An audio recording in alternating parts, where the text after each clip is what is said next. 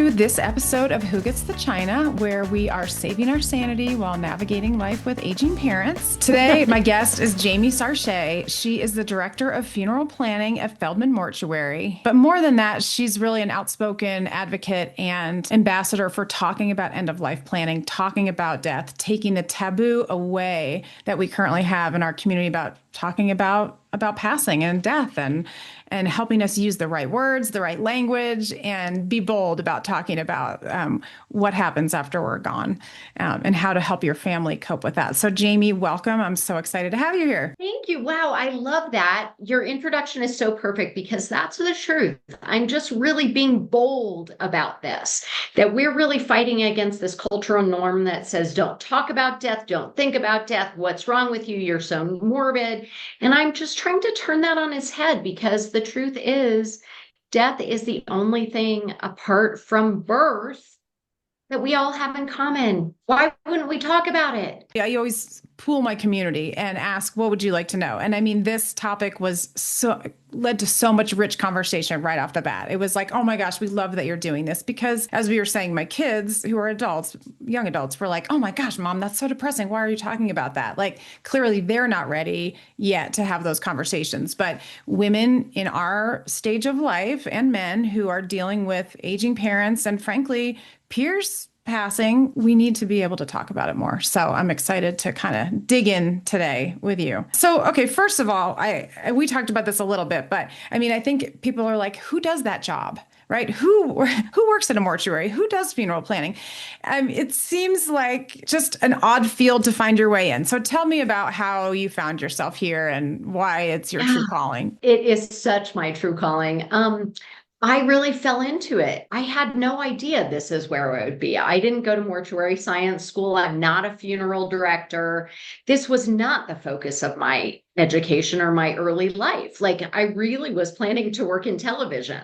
And then I got married young. I had kids young. I really didn't have much of a career.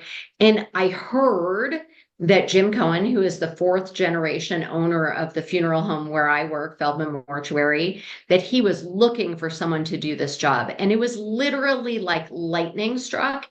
And I thought, that is the job for me. And that's the truth. I'm really good at it. I love it. I've been doing it for almost 17 years, and it every day feels like it is exactly what I'm supposed to be doing. The background that I bring to it is just a real comfort in talking about the things that we're not supposed to talk about. Like I was a peer counselor in high school. I was teaching about AIDS in the early 80s when, that was just becoming something we knew about. I was pushing back against my college for the way that it approached date rape. That's who I am. And then when I was 26, I had a very close friend, Michelle, who I'd known since ninth grade and whose husband I had known and been very close to since we were 4. Oh my gosh. She got diagnosed with a glioblastoma. So, that's a terminal brain tumor. People don't live with it. But of course, everyone approached her in that really dumb way that we do to say, oh, you're young, you're strong, you're going to beat this.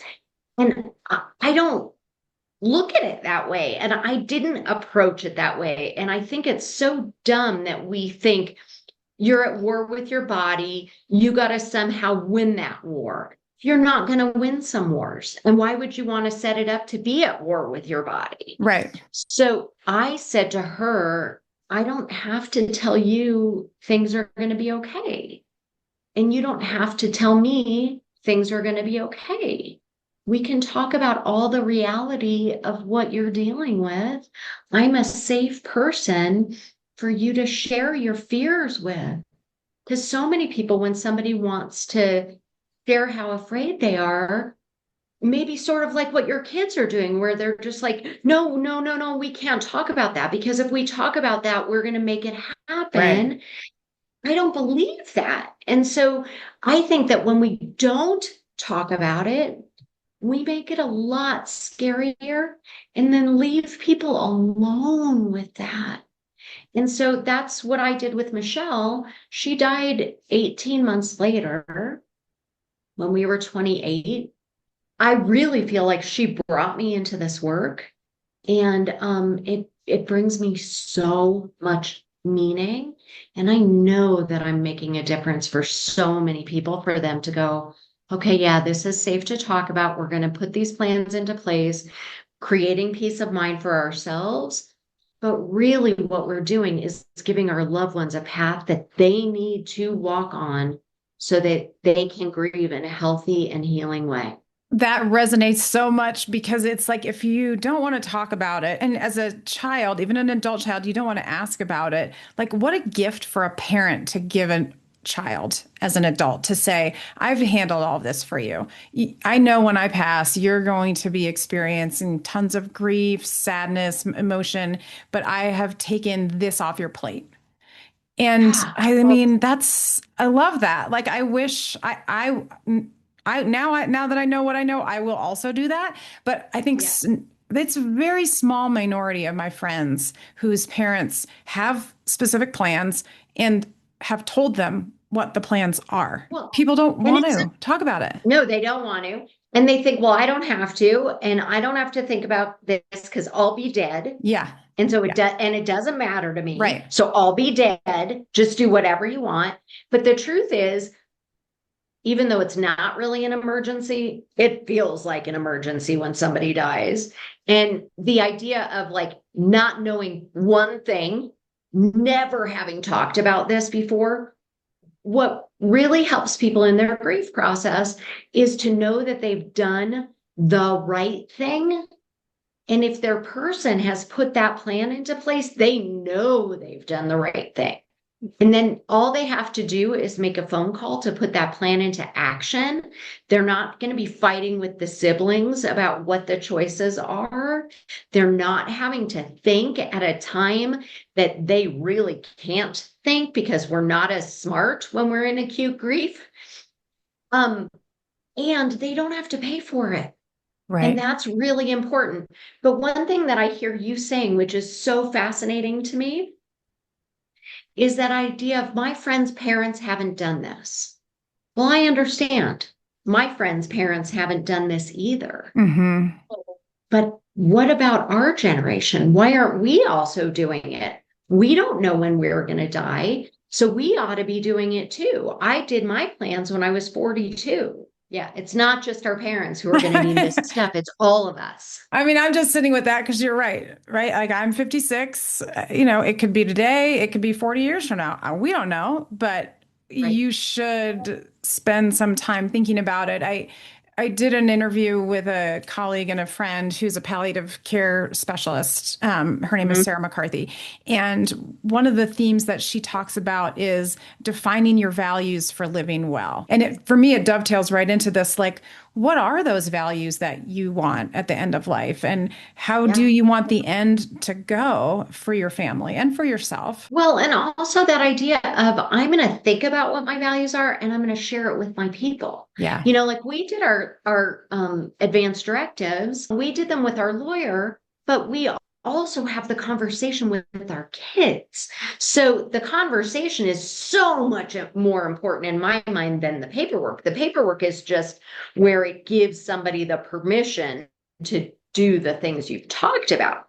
So like in my life, I talk about this stuff all the time, as you would expect. Yeah. But like my kids and my husband know that if I get some certain things that I have delineated, I don't want to live like that. And so we've talked about what the rules are around that. And we talk about it so much that we have jokes surrounding it. It's not uncomfortable to have the conversation. So, like, for example, I don't want to live with dementia.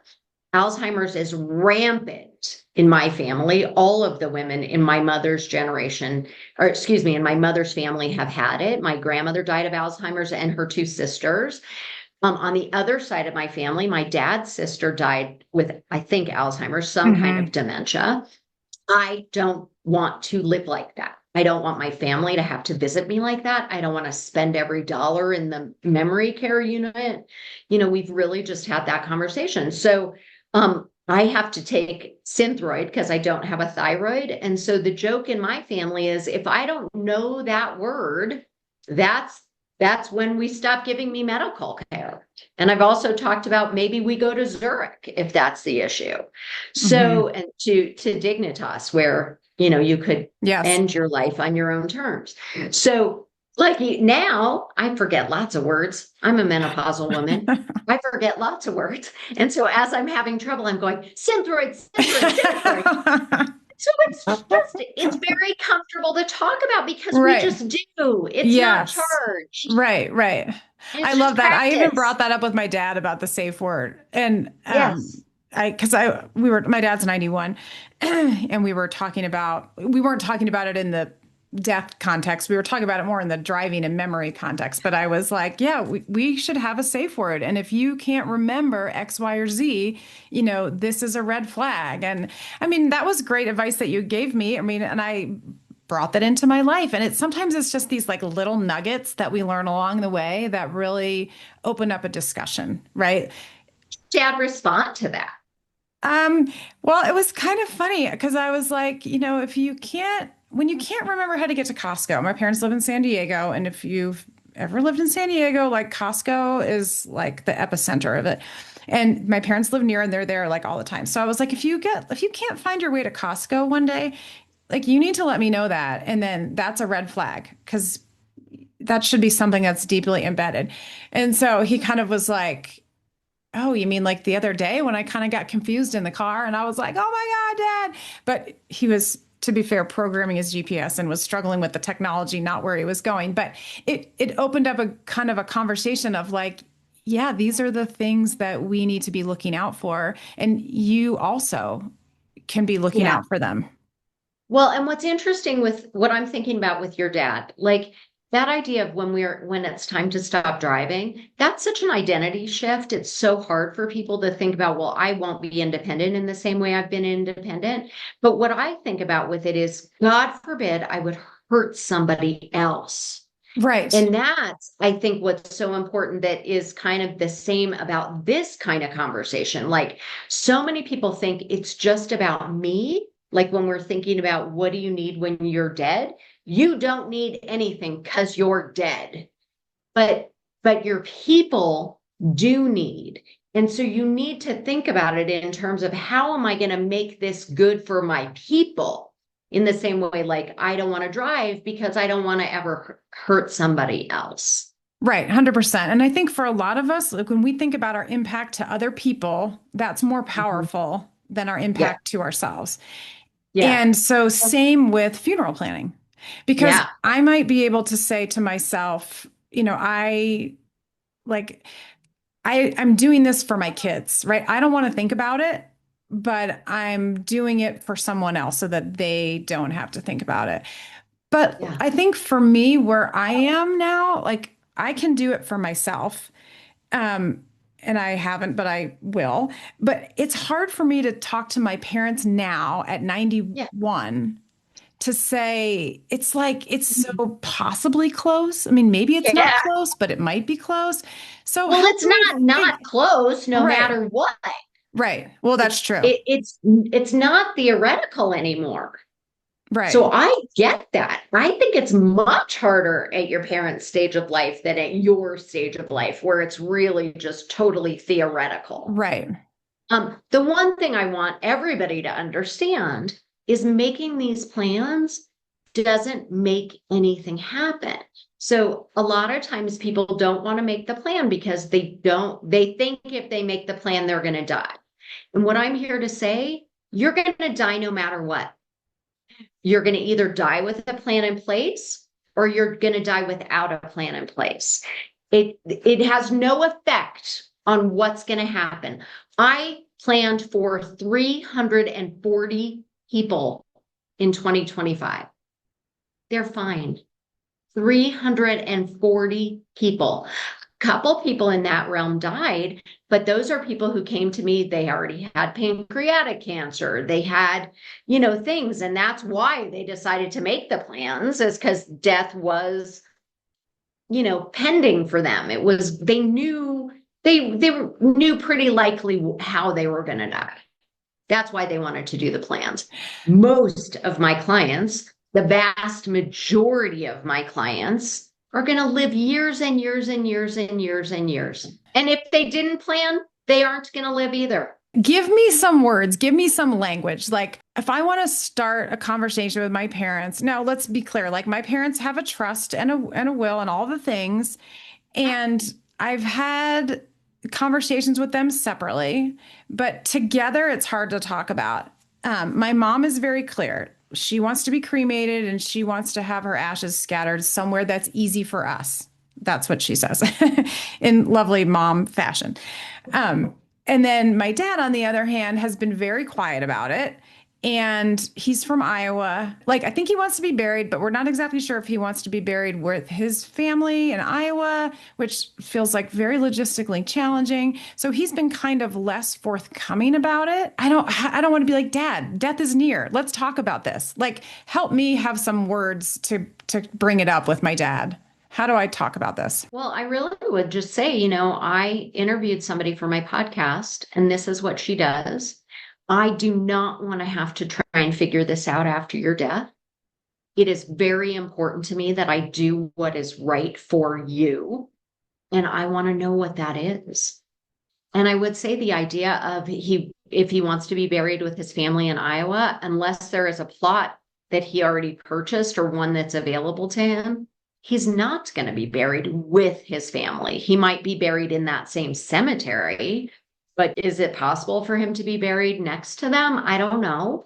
Or within a real close proximity? I don't know. It's possible to investigate that. And somebody like me can help investigate that. And that's a good idea because you don't want to be doing that the day he died or the day after he died. I think it's just really to say, hey, I know this is scary. I know.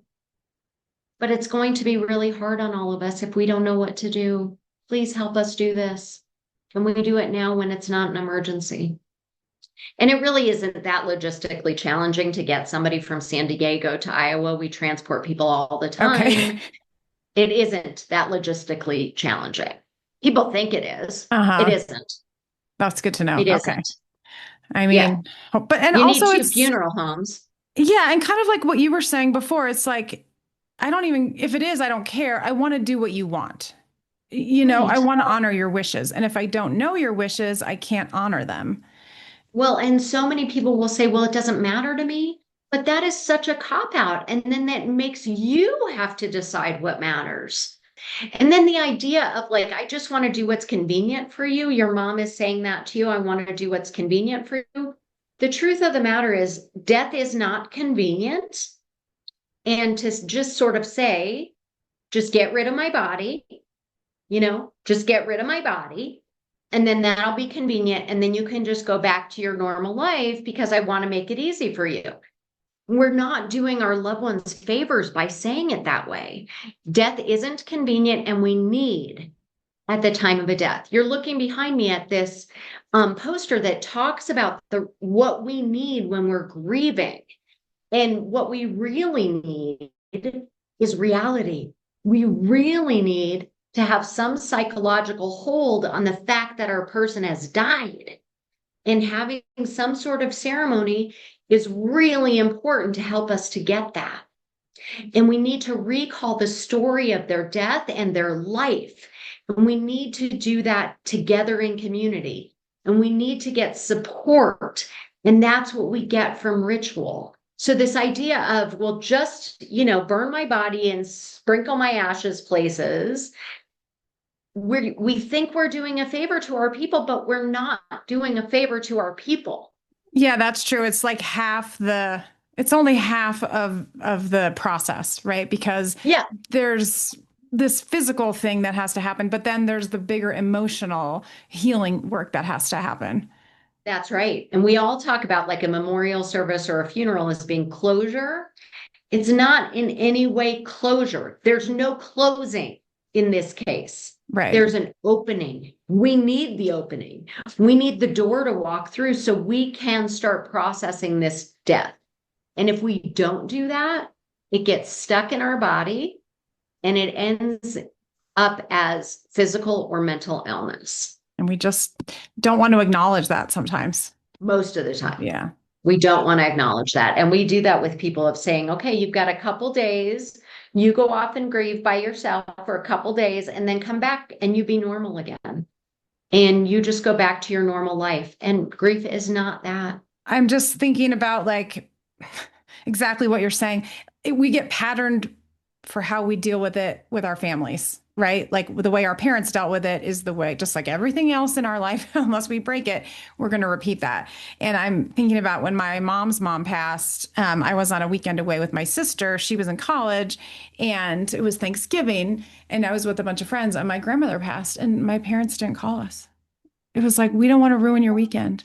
It's like, oh my God, you don't want to ruin our weekend. Like, this is bonkers. Like, my grandmother died. Why would you Tell me not? they did not have a funeral without you.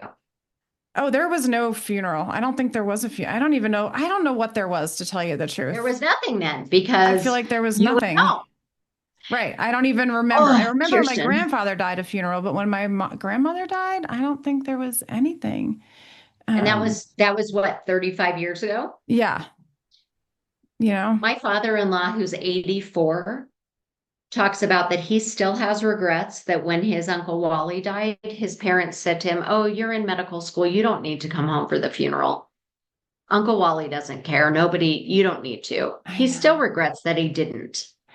It's so because I think we as a society, maybe we're better now, but like we haven't traditionally viewed the funeral and the rituals and the routines as healing, right? We're It's not like better now. oh, okay, we're not. Okay. Wishful thinking on my part.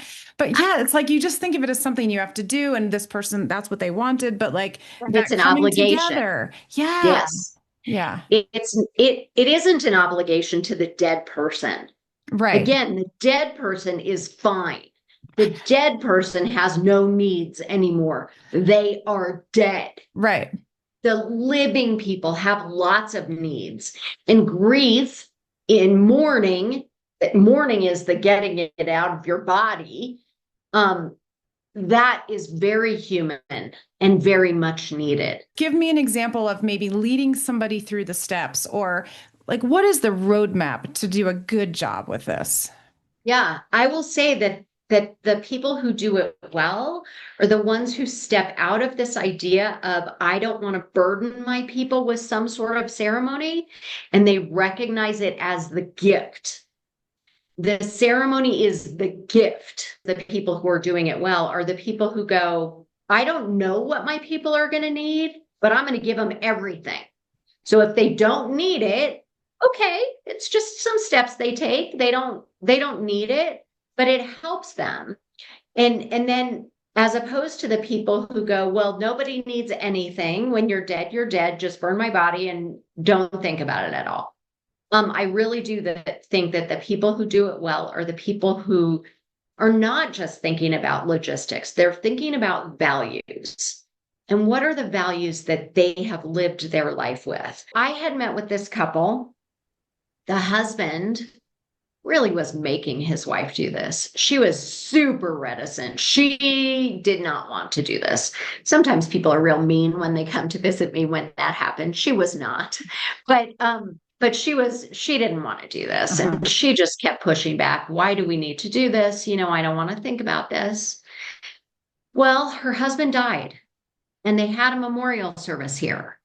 And it was so fascinating because there were all these grandchildren who were like under 14, and they all came upstairs and they wanted to take a tour and they wanted to see the casket room. And I took them up into the attic where we used to have Oh my somebody God. live, and they were not afraid. And Yeah. they just wanted to really be part of this. And then when I walked them down after the tour, I saw, the widow, and she said, Jamie, I didn't want to do this. And today I just am so grateful that we did this. And this has been so meaningful and it's so beautiful and it's so wonderful to be with the family and to be telling the stories about Lee. And it just feels so good and right and not painful, Right. Right. but it helps her to express that. Yeah, because you're going to have the pain Yeah. So anyway. it's just beautiful to Yeah. see that. Yeah. That's right. And what happens if you don't express it is then you suffer with Right. the pain.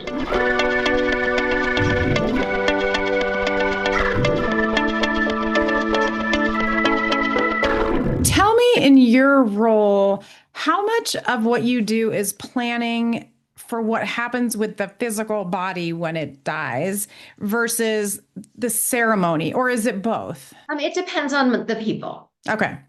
A lot of times it is mostly planning for what happens with the physical body.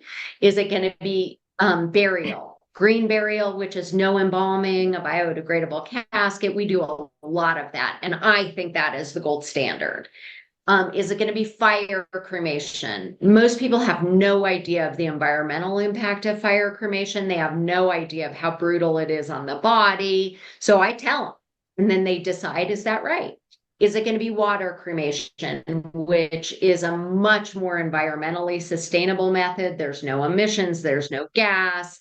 If you care about the earth at all, that's a better choice of cremation.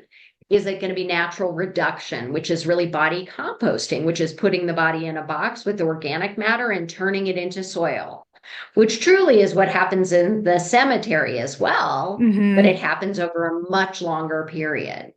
So we're going to talk through all of those things. We're going to talk about where some ceremony is. Who's the leader of that ceremony? Is it a clergy person? Is it a celebrant? We're going to talk about that. We're going to talk about how does the family get to the ceremony? Are we going to drive them? How many death certificates do you need? Are there flowers? Should we videotape this? Is there going to be a Zoom? All those kinds of things. Should there be something in the newspaper? We're going to talk through all of that. Some people want to really talk about what does the actual ceremony look like?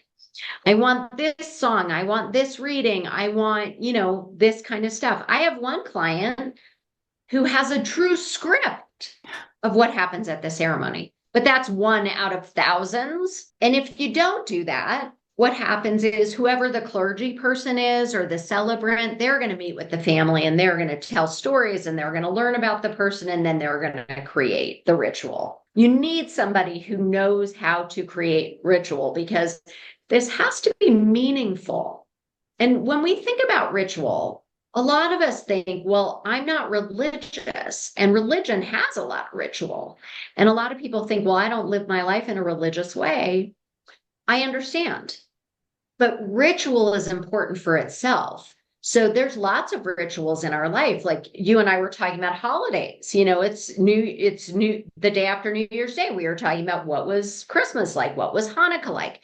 That's ritual. Have you ever been to a birthday party and they don't serve cake? It really feels wrong. Right. It's wrong. It's missing something critical. Right. Yes. Yeah. So that's what we need around death also. Death is a huge milestone. Of course, for the dead person. Yeah. But also for the people who care about that dead person or who have a complicated relationship with that person.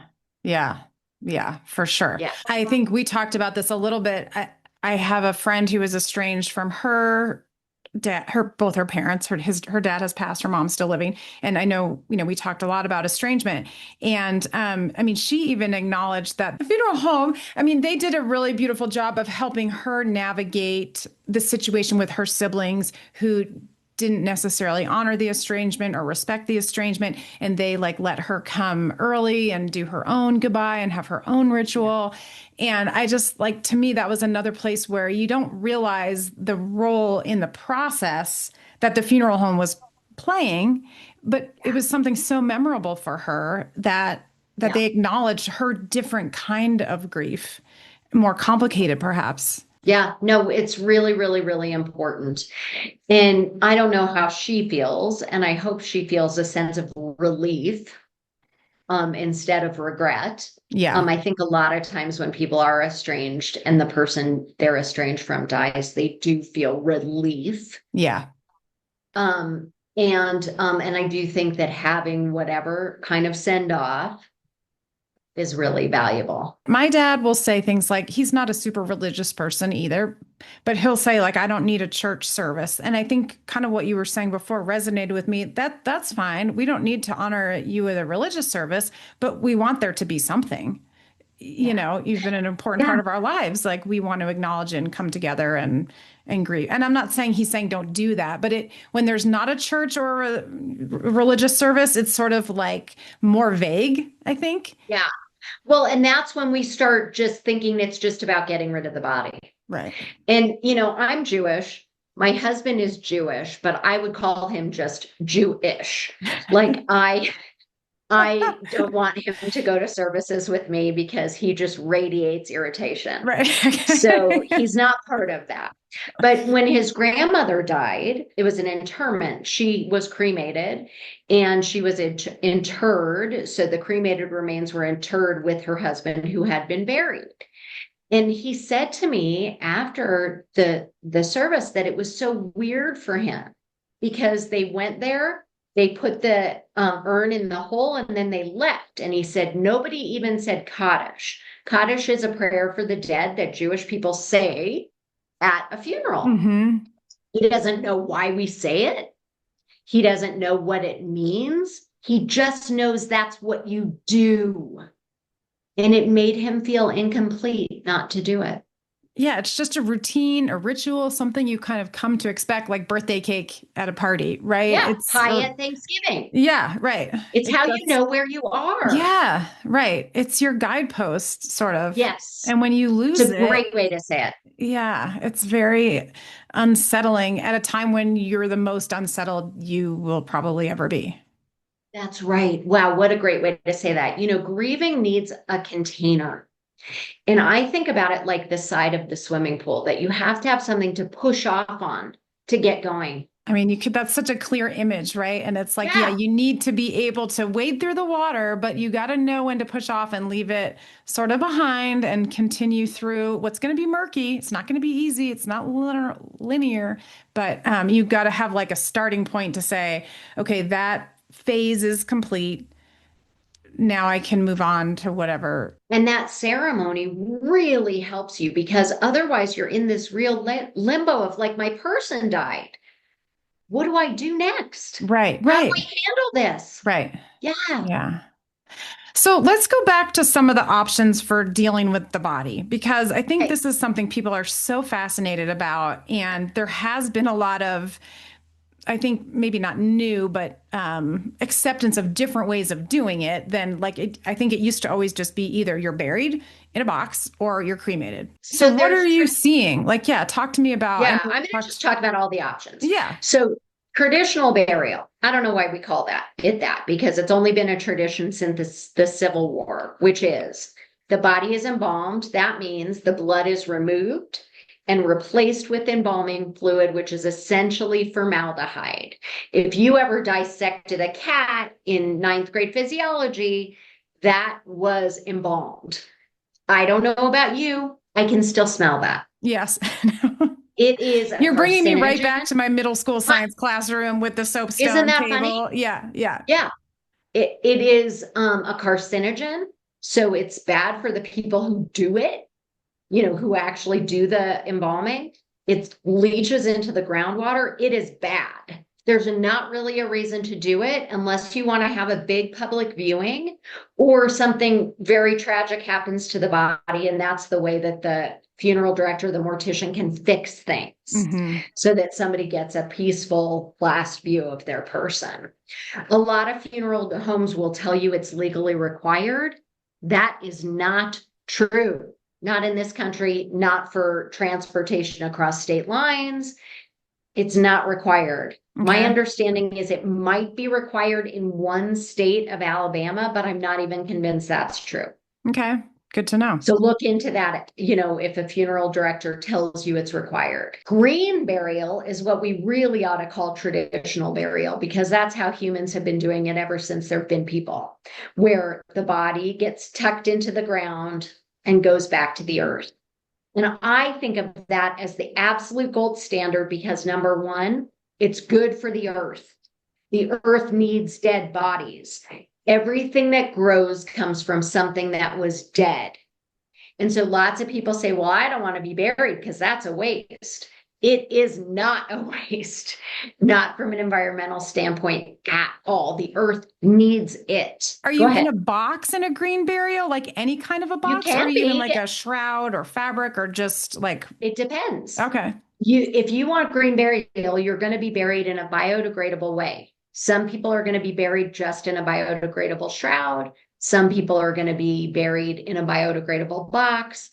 Um, like Muslim people bury with no box. Jewish people bury with a box that goes back to the earth, and it goes back fast. Mm-hmm. So, like in 4 to 6 years, everything is decomposed and is feeding the earth. And people who say, well, I just want to be a tree, that's how you're going to be a tree. You're going to be the grass and the trees and the bushes and everything. Can That's you what you're going plant to a be. tree seed with it? Like, could you plant Um, like, or like, it depends on what the requirements are of the okay. cemetery. Oh, I guess Maybe. that's good. Yeah, that's But true. also from a conservation standpoint, this anthropomorphizing of a tree is not good from a conservation standpoint. You should let whatever's supposed to grow there, not make something grow there. Okay. That, in my mind, is the gold standard from a grief perspective as well, because when we take our person from where they are and tuck them into the earth where they're needing to be, that helps us in our grief process. That kind of tactile, I'm shoveling dirt into the ground, that's really helpful. But again, we need what we know. So if you come from a culture that says everybody needs to be burned, then that's what you need. But you really should accompany them to the crematory as well, so you can be part of that. It's really, that accompanying is really important from a grief perspective. Water cremation is a very new kind of way to do it. That's where the body gets placed in a vessel with, in the system that we use, 12 gallons of water and an alkali that's similar to liquid soap. And it rapidly transforms all the tissue into a solution. And what's left is the bone. And the bone is in its natural state. It goes through a processor. And that's what we would consider ash. We call it ash in a fire cremation scenario, but it isn't. It's ground bone. In fire cremation, what we're doing is putting the body into an oven, which is called a retort. We use a lot of gas, like a cross-country road trip of gas to make that fire happen. Yeah, I saw your face. It's a I lot did of not know gas. that. People don't know that. And then the burning happens for 2 or 3 hours. All of the emissions are going up into the atmosphere. You know how we used to burn leaves and trash and we Mhm. realized that was really bad? That's what we're doing with cremation. We're burning and it's bad for the environment. It's also a brutal process. So many Sounds people will, terrible. yeah, so many people will say to me, well, I don't want to be in the ground. And I'll say, well, what do you think about being in a fire? Right. And they just have never thought of it. So then the bones are left and they're real brittle because they've been burned and they get put through the processor. We call that ash. So many people will say, I want to be cremated by fire and then scatter me in a place that I think is beautiful. The funny thing with that is those bone remnants, they are really salty. The pH is wrong. It kills stuff. And when people say, I want to be scattered, like I was once in Waimea Canyon in Kauai, and we looked over on the side of this hiking trail, and here's this big pile of cremated remains. And I thought, somebody said they want to be scattered in Waimea Canyon. That is not how they envisioned it. No. And for the people who had to do the scattering, I'm pretty convinced they were like, oh, let's just get rid of this and run. Yeah. It's anti-ritual. Yeah. So that's fire cremation. The one thing that people do know about cremation, fire cremation, that is the only thing that people know that's true, is it's a cheap way to go, but you can find it really cheap and that's not safe. No. But you don't want the cheapest place. You No. need somebody that you trust. Okay, that is good advice. That's always Yes. good And then, advice. yes. And then the last option is composting outside of the cemetery. So that's called natural reduction. Some people call it terramation. And the body goes into a box with 4 times the body weight of organic matter. It is attached to good oxygenation. There's a bacterial tea that's put in there. It's turned every so often. It's really very similar to backyard composting. And after 4 to 6 weeks, the bones get taken out and put through the cremulator to break them up. And then they go back into the box and everything turns to dirt. And that can be donated to places that need land restoration. Your family can have it. I think that's a great choice too. So like the choices I think are really good, first of all, is green burial, I think is number one. Water cremation, composting, I think those are really good. I don't like fire cremation, but if you're making an educated decision, then I think then you're figuring out what matches your values. Right. And if it matches your values, then great. I don't have judgment about what you do. I don't want to do it. I don't want my loved ones to do it. But as long as you know what we're talking about and you still think that's a good choice, then it's a good choice for you. I think people don't want to think about it that much. That's right. So you sort of take what's common. Yes, and fire cremation is what's common. Right. And like what you just said a few minutes ago, we need what we know. So true on so many levels and a lot of topics. But this too, like you just are sort of like, I don't want to spend that much time thinking about it. So I know cremation, it's common. Seems like it must be fine for all these other people, probably fine for me. But if you're really reflecting on your values, what matters to you, then maybe that's not the best choice for you. And what I think a lot of people think, they think that I'll die and then poof, I'm turned into what we call ash. Again, it's ground bone. Or they might think, oh, it's like the movies that I've seen where people get cremated in India and that seems spiritual. It's not like that. No. I'm not even sure it's still like that in India. So you need to know what it really is. And again, if it's fine for you, then it's fine. Right. So how much do these options cost? And I'm not saying you need to give us like the details, but like you could tell me it's $500. You could tell me it's $20,000. Like I have no idea what these costs are. So you could find fire cremation for $500. Do not do it. Okay. Do not. A reputable funeral home, it's going to be about $3,500 for fire. Water is going to be about $5,000. Natural organic reduction about $8,000 to $10,000. Burial about $8,000 to $10,000 plus a cemetery plot. And how much does a cemetery plot cost? It's a wide range. It could go from $3,500 to $20,000. Right. And if I want like I'm not including the headstone in this or a mausoleum.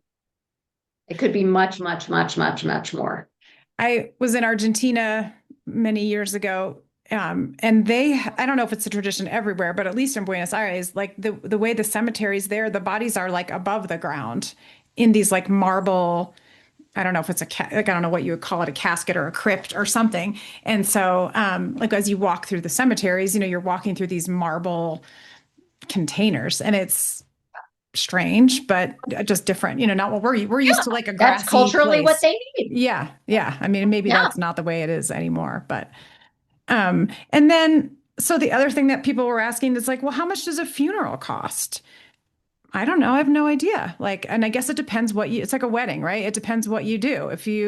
No. It's not like a wedding. Okay. A wedding is really going to be about how many people you have. Okay. That's not true with this at all. Okay. And so many people will say to me, well, we're only going to have 7 people there, so it should be less expensive.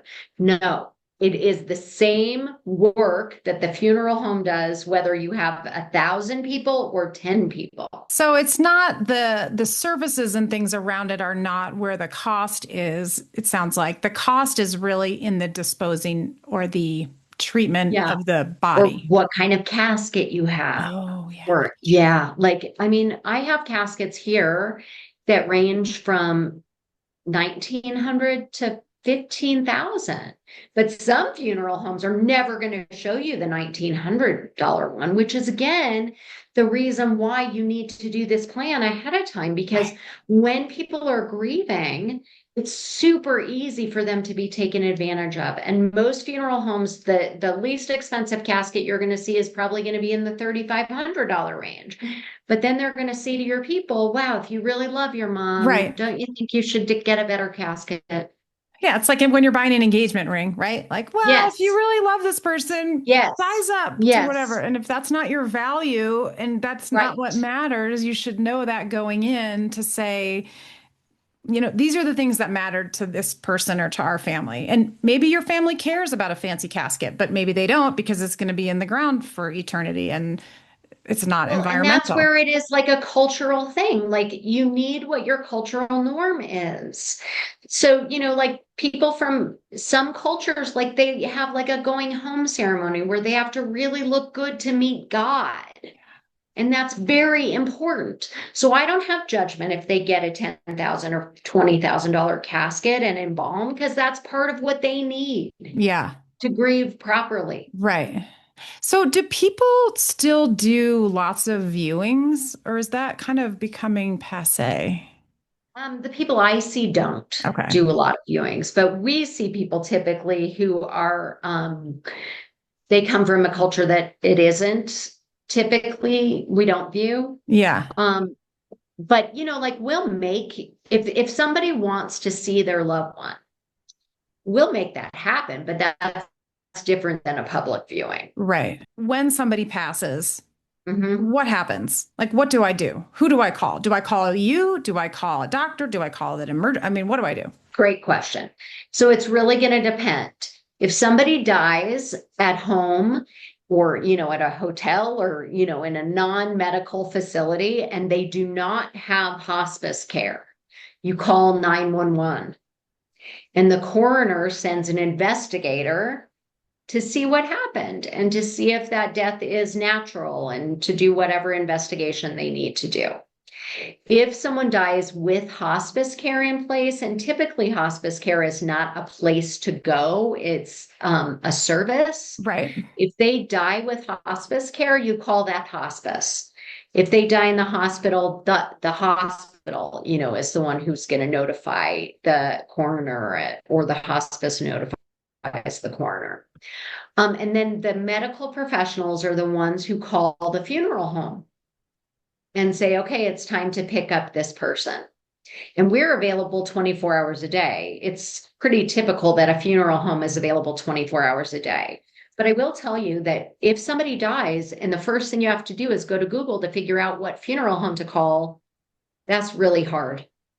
And that's where you start doing it if like, I just want the cheapest option because I'm overwhelmed. I can't think about this.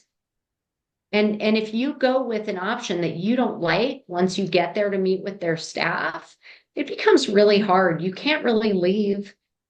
Your person Right. is in their care. That's You true. can't just leave. Yeah. You're not going to be like, forget it. This Yep. doesn't feel good. I'm going to move the body someplace else. Like it's No, it's too very hard. late. It is too late. And also they'll charge you for that removal fee. So it's so much better if it's been planned ahead. I'm really hearing you, and I'm learning a lot about the reasons why it should be planned ahead and talked about ahead, or at least, pick the place that you trust to help you navigate those choices, even if maybe the person can't cope with, I don't want to decide between green burial or fire or whatever the things are. But at least if you have like a trusted partner that you can say, okay, like we know this is the funeral home that's going to help Yeah, us. that's good. But here's what I would say, and Okay. what you were talking about. If the person themselves can't cope with making that decision, I want them to think about what their loved ones are going to go through when they are least capable of doing it. So it's really like, in my mind, this incredibly selfish decision to say, well, I don't want to think about it. I'm going to dump my mess on you on the worst day of your life. I work with a social worker who's a home health social worker, and she helps people plan. And one of her pieces of advice is no decision is still a decision. That's exactly what you're saying. Not deciding Yes. is a decision, and it's a kind of Yeah. a mean Not decision. deciding is making your people do it. Yeah. And we don't want that, or I don't want that. I don't want that. I don't want that for my kids. And there is a poet who's also a funeral director. His name is Thomas Lynch, and he has this joke that says, "Yeah, I'm going to be a burden to my kids. They've always been a burden to me, but I don't want to live like that." No, we don't want to live like that. Hopefully we're going to change the dynamic, right? Like we can live idealistically and we can change the things that we want to change just because it's what we know. Like you said, we need what we know. I totally believe that, but we can change what we know and make it better for our kids also. Yeah. Yeah. Yeah. Yeah. Yeah. Let's break those really bad patterns. Is there something else that I should have asked that I didn't ask, or a final parting thought that you want to share? I really do think my final parting thought is that everybody needs this. We talk about, oh, I got to get my parents to do this. Yep. We do have to get our parents to do it, and we have to do it. Yeah. It's not just for the elderly generation, it's every generation. And at some stages of our life, we're not, even financially ready to do it. So I understand if you're 30 years old, you have other priorities right now. And please God, you're not going to need this for a long time. But if you're 55 years old, make it a priority to put your own plans in place. And also prepaying. Like that was Yeah. something that we talked about a little bit. If I can and do pay for it now, then I'm paying in dollars this year versus, I mean, and I guess that's a question, is that true? Well, it depends on your funeral home that you go to. So you Okay. want to ask, are they Okay. going to guarantee today's prices? My funeral home does. Hmm. So yeah, it's so much better to pay today's dollars. These things double in cost every 7 to 10 years. When you do it in your 50s, you could pay for it over a long period of time because you're going to miss hopefully decades of inflation. So even if you're paying over a long period of time and you live all those years to make the payments, you're still going to be paying much less than what it would be if you had done nothing. And there's a life insurance component. So if you make the first payment and then God forbid you get hit by a bus, it's paid for. So it's so smart. So you don't have to have $10,000 today as a 55-year-old person. Hmm. Even if you're 89, you could pay over a year for the same as cash. So the younger you are, the more options there are for how you pay for it. And a lot of people will say, well, what if I move? With my funeral home, the funds are held by an insurance product. So it goes with you if you move away. It's one of these things where an ounce of prevention is worth a pound of cure too, right? If you just spend a couple hours thinking about it now, Yes, you're going to save yourself and your family a lot of headaches and money. And I mean, I know we that's don't want right. to feel like we're being cheap at the end of our life when we're talking about this, but it's the reality, right? Like, would you rather have the money spent on this or a trip to take to celebrate their life or something else? Look, and that's an interesting thing too, because people do get cheap about this. And what they get cheap about is, well, I'm just going to cremate because that's the cheapest option. But what they're really cheapening out on is the path for their loved ones to grieve. Well, this has been so fascinating. I love just that we can ask any question without fear or shame or embarrassment. And I know there's a lot of questions that people like don't know who to ask, but want to ask. So Yep, I'm your person. you are our person, and I love that. Well, I am so thankful for your time. I'm going to let you get back to doing what you do. And I know our listeners are going to love it and probably have a lot of questions. And I'll be sure to share the information about Feldman Mortuary in our show notes. So if they need to find you, they know where to. Thank you. And I'm also going to send you an article I wrote called Body Talk that's going to talk about all these options. Yes, awesome. I would love that. Okay. Thank you, Jamie. I appreciate your time. Who Gets the China is written and hosted by Kirsten Mao, produced by Aaron Bryce of Blue Ogden Productions. Our theme music is composed by Greg Feldman of Wind Sand Productions. Our cover art is by Jen Beam of Gigawatt Studio. For more stories and expert advice, follow along on Substack or at www.whogetsthechina.com. If you enjoyed this episode, please share it with someone who might appreciate the conversation. And don't forget to rate, review, and subscribe wherever you get your podcasts. Until next time.